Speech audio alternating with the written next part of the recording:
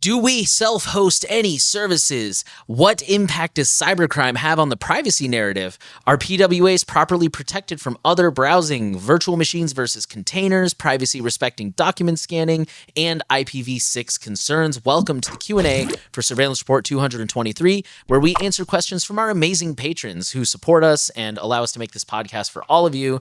You can view and join the questions on patreon.com/surveillancepod or xmrchat.com/surveillancepod, which is actually where our first question comes from.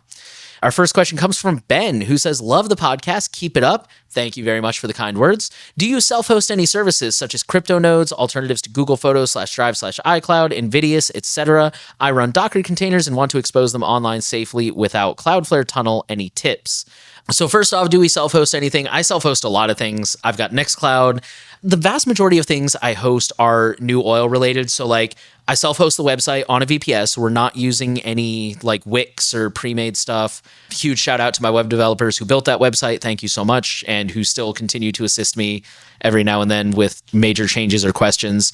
We self-host PeerTube, of course. If you're watching this on PeerTube, this is technically the New Oil's instance, but it's kind of set up to be able to spin off into its own thing someday. Mastodon, of course, Umami Analytics. I think that's all the big things. There might be something else I'm forgetting, but I think that's it. Part 2, you can expose things online without Cloudflare. It's usually pretty easy to do. The Linux experiment, I'm pretty sure it was, did a whole tutorial on how to like properly secure a server. So I would check that out. I don't have any specific advice. I would start with the Linux experiments recommendation and then maybe do some other research from there and see what else you can find. Yeah, no, all good stuff. I was also doing some research because I feel like I hear self-hosting thrown around a lot, and I wanted to get like, well, technically, what's considered self-hosting, like is running a VPS and like managing it yourself. Do people consider that self-hosting? It's still a lot of work, but it's not your own hardware. So like, where is the line? Yeah, because with my Synology NAS, it is my own hardware and it's all self-hosted, and no one would argue it's not self-hosted, but it makes it crazy easy. And they pretty much still manage it indirectly for you, if that makes sense. So like everything on this podcast for probably the last like 1 to 2 years has been on the Synology NAS, including the notes that we're using to track all these questions, including the show notes that we use to go through all the information, including when I upload video files, when Nate uploads his files, thumbnails, templates, like everything's on Synology. That's really about it. I was in the process of setting up a new PeerTube server for Techlore recently. And I did do like my own VPS, but I didn't feel comfortable guaranteeing reliability for it and doing it fully properly. Like I did a good job, like it was good. I got it usable, but I really just didn't trust. And I already had started to get anxiety just leaving the house of like, oh my gosh, is it still up? And I don't really want to have a system where I have to have anxiety that it's just up. So I've kind of moved over to like a hybrid, like it's a platform that essentially manages the hosting for you, but you still have access to it, if that makes sense.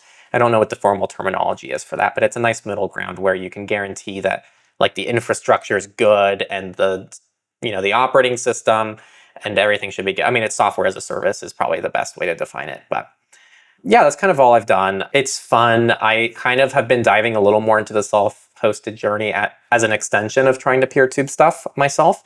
And knowing it's like, okay, it's a lot more doable than I think it is. But my issue always comes back to I don't have the confidence that I'm doing it properly enough to host it publicly. I feel like even if you do it properly and you set everything up properly on day one, there could be a new configuration update the next day. There could be a new security update the next day.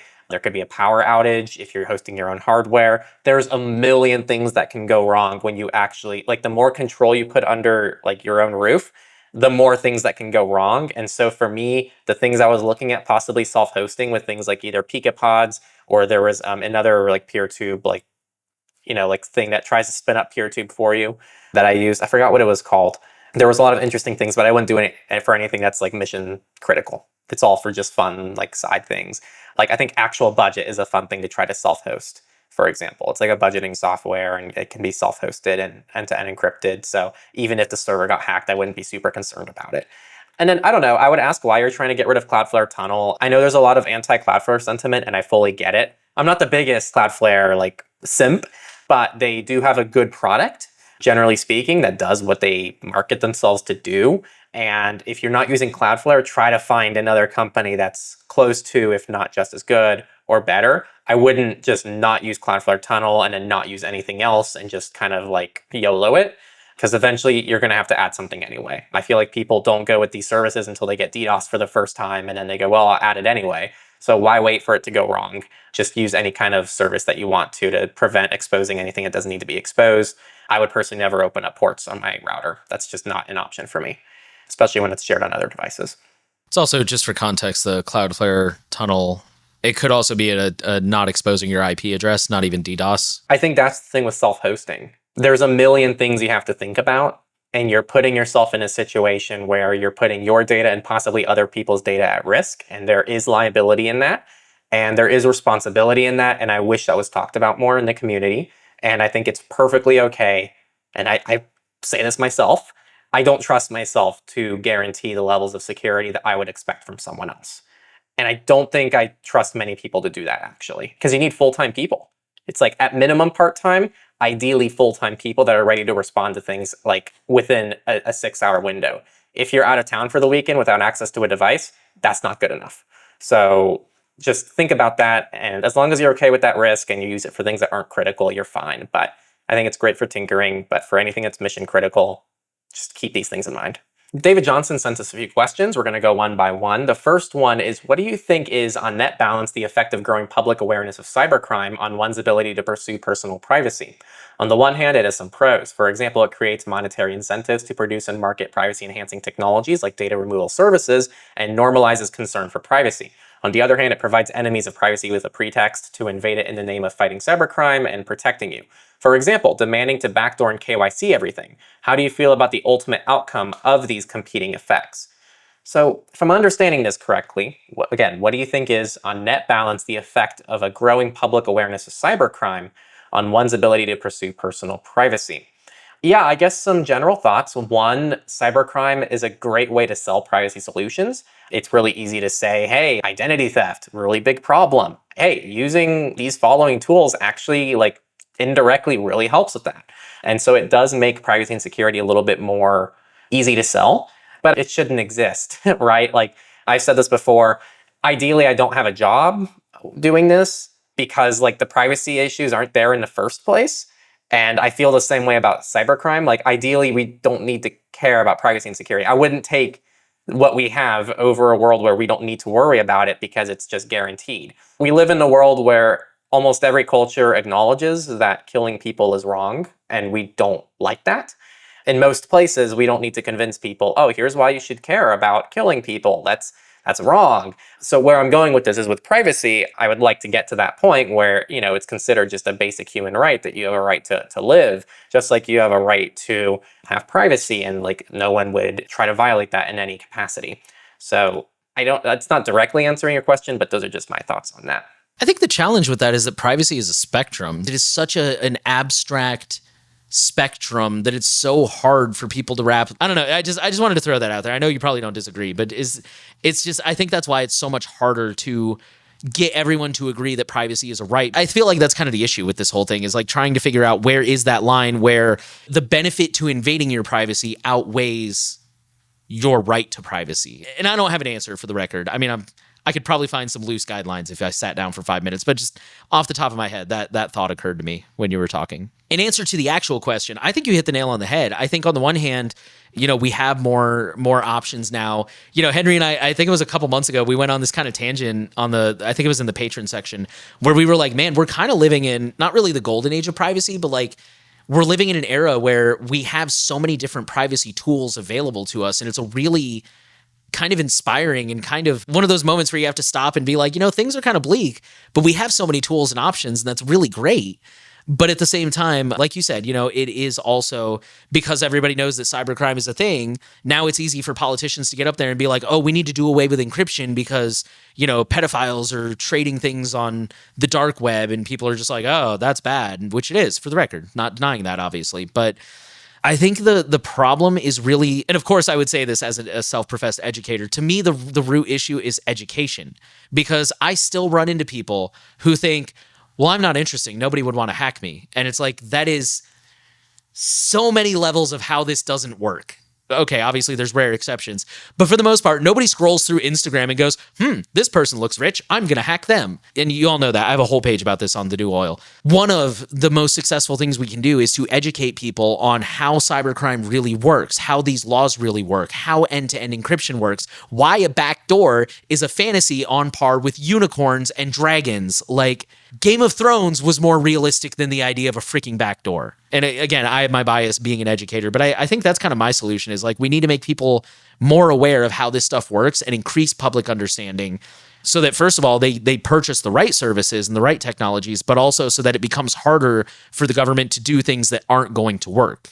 All right, next question. How well do you think progressive web apps, or PWAs, are sandboxed from the rest of your activity in the same browser? So for example, if you use a PWA to access Twitter or Facebook, you may not have their apps installed and running on your phone, but what if you browse to other websites? Can Facebook or Twitter still fingerprint you? I haven't done a lot of research into this because, again, we try to go into these kind of blind as if you were asking us in person in the moment, but I would assume it really depends on the browser you're using and what privacy measures that browser has in place. So notoriously, there is the claim going around that Chromium in general has better sandboxing than Firefox.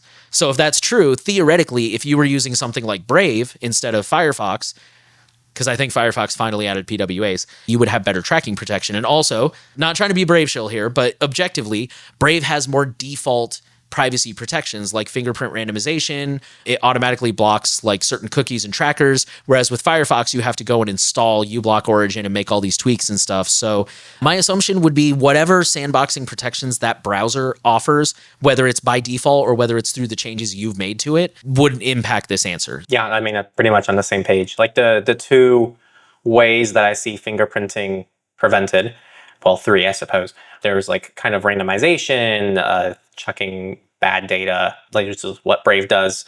And then the second one is like blending users together. And the third one is somewhat related, but it's just preventing like the main avenues of doing it in the first place. So most fingerprinting takes place with JavaScript or with trackers. And trackers, if you're using a browser that doesn't block trackers, then you're not dealing with the number one way probably that most sites would even bother to fingerprint users.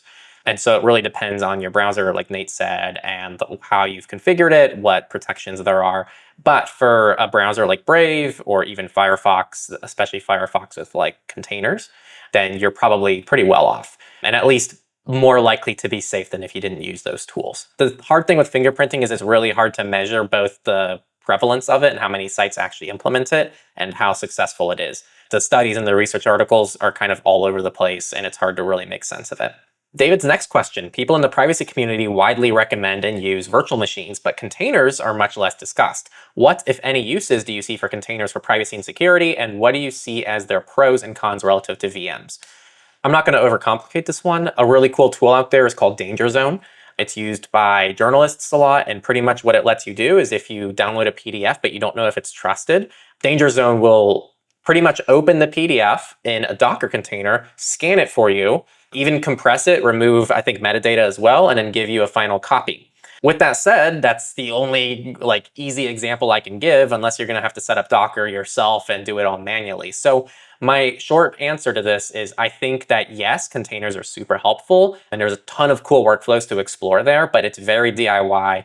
And I think the reality is that setting up virtual machines, it shouldn't be this way actually, because containers in a lot of ways are less extreme than a virtual machine. Like theoretically, they're easier to spin up once you set it up, and they're less resource intensive in a lot of ways. So I just find it surprising, but as of right now, the tools accessible to most end users are going to prioritize using VMs. VM software has just come a lot further, whereas things like Docker and other containerization software seems to have more of an enterprise or like technical focus. So it just kind of disqualifies it in my eyes to be like a realistic tool to recommend to most people.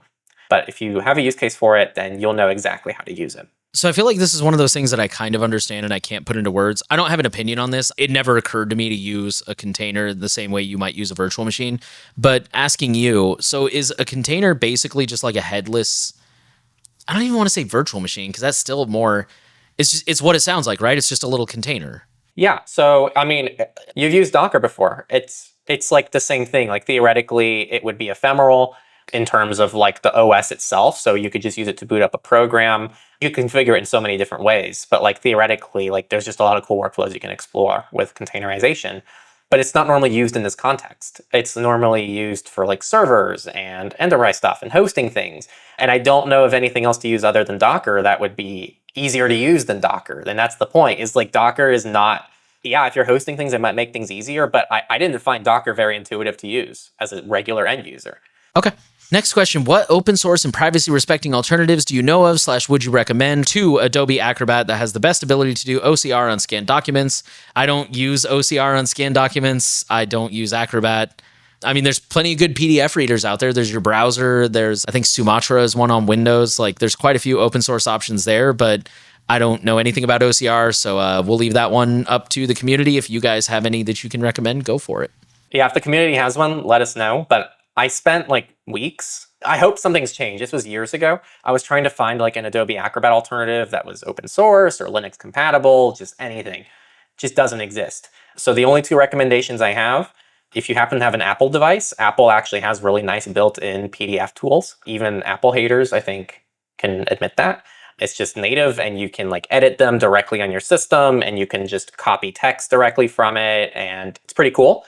One thing I would try if I was in your position, now that AI is a little more popular, you can download something like Jan AI, which is open source, and use an open source model, and you can actually load PDFs into it, and you can ask the AI assistant, be like, hey, do you mind like extracting the text from this PDF and letting me know what it says? It is not an Adobe Acrobat replacement, but if your goal is just to extract text from a PDF, like an open source AI assistant that runs offline might be able to do that. I will say be careful digging, because we get a lot of really shady emails from companies that are like, oh, we want to basically sponsor the podcast, get an ad read, and we have some AI-powered PDF reader. So that is the new scam right now, is AI-powered PDF readers. So be really careful digging around with that online. I feel like that's a great way to get malware on your device. Not saying there aren't legitimate ones out there, just saying vet them very carefully. The last question is, how do you approach privacy and security of IPv6? And how do you manage IPv6 in your digital lives? Honestly, I don't really think about it much. I've seen the differences of IPv4 and IPv6, and it seems to boil down based on like research I did a long time ago, so I might be misremembering. But I very quickly wrote it off as kind of a like, it doesn't really matter to me issue. And if I remember it, IPv6 had certain security advantages that were pretty minuscule, and then IPv6 also had some privacy disadvantages because it's like a much longer, more unique IP address, which is also minuscule. And if you're using a VPN anyway, it doesn't matter. So my point is, it's not been something that I felt was relevant. And I say like the usability of each of them is probably more important. Like there's a lot of services I use and VPNs that still only support IPv4, and certain services still struggle with IPv6. So IPv4 is always safer, and I don't have a good reason to recommend everyone uses IPv6 that I could find. So maybe that's wrong. So someone, or Nate, anyone, I don't know if you have a different take, but if anyone has a good, compelling reason for us, definitely let us know. No, honestly, I don't. I've never in my entire life been faced with a situation where I had to think about IPv6 other than to learn that it exists and how it works. From what I understand, it was designed to solve the issue of running out of IP addresses, which it sounds to me like network address translation has addressed pretty well. From what I understand, I could be wrong. So I don't see, like, it's here, it's around, but I've never, and even in my day job, there's sometimes I'm thrown into some fairly technical networking stuff because I'm like the only person who's not afraid of that. And so like between self-hosting, the new oil, day job, like I have never been in a situation where IPv6 has ever been relevant, other than, again, like maybe I take a class that's like, by the way, sometimes you'll see an IPv6 address. Here's how it's made. Here's how it works, blah, blah, blah. To me, it has had zero bearing on my life. I never think about it. So I did just do a quick search here. There is one cool thing about IPv6, and this is from the same thing. It says there is a built-in privacy extension in IPv6 that generates temporary, frequently rotating interface identifiers, which is cool, which makes it significantly harder compared to IPv4 to track with static addresses. But it also says that the larger address space, which is what I said, it also has more potential for tracking. So while the extension mitigates this, the size of the address space could theoretically allow for more granular tracking if identifiers remain static or predictable. So that's one thing. And a security pro for IPv6 is because of that larger space, it reduces port scanning effectiveness. So like if people are just randomly pinging and trying to scan for open ports, it's harder to do that. And there's a lot of other more technical things I'm seeing here that aren't relevant to most situations as far as I can tell. It's actually pretty interesting. So I'll look more into this. There are a lot of differences, but again, the extrapolation is I don't think it really matters for most people. Those were all our questions this week. So we talked about any services that we self-host. We talked about the impact of cybercrime on the privacy narrative, PWAs properly being protected from the rest of your browsing, VMs versus real quick. Sorry, not to circle back, but real quick on that one thing I've seen a lot of people say is they use separate browsers. So they'll have like one browser specifically for PWAs and another for browsing. So forgot to mention that. That's one solution. We talked about virtual machines versus containers, privacy respecting OCR doc scanning, and IPv6 concerns. Again, if you have any thoughts on that OCR doc scanning thing, please let us know in the comments because Henry and I got nothing. So thank you guys for tuning in. Thank you for asking questions. We really appreciate your questions and we appreciate your support. So if you are not already on Patreon, you can join the Q&As by joining Patreon at patreon.com/surveillancepod. Or again, we do have xmrchat.com/surveillancepod. No need to sign up, no recurring stuff. You just tip us a little Monero and ask your question. Doesn't even require an email address or anything. All those links are down in the description. Thank you guys so much. And we will be back this weekend with the next episode of Surveillance Report and the week's headlines.